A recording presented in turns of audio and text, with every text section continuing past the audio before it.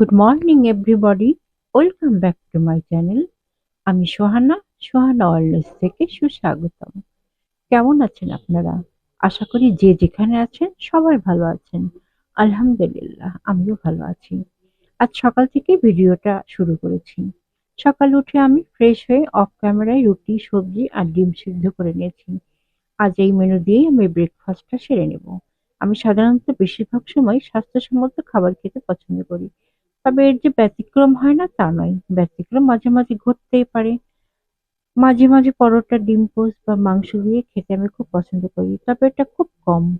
ডিমটা সিদ্ধ করেই বেশিরভাগ খাই। আর ভাত যে সকালে খেতেই হবে এটার কোনো নিয়ম নেই। কার্বোহাইড্রেট কম খেয়ে প্রোটিন জাতীয় খাবার বাড়িয়ে দেওয়া ভালো।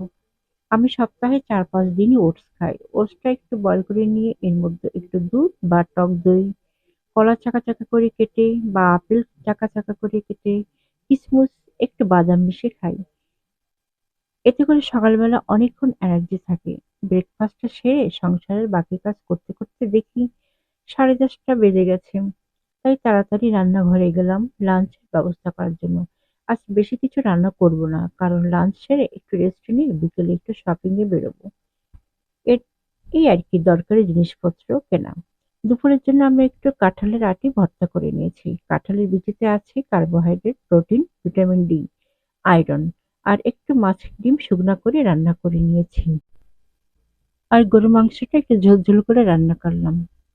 তারপর একটু রেস্ট নিলাম। রেস্ট নিয়ে বিকেলে শপিং এর উদ্দেশ্যে রওনা হলাম। শপিং এ গিয়ে কিছু গিফটের জিনিস কিনলাম।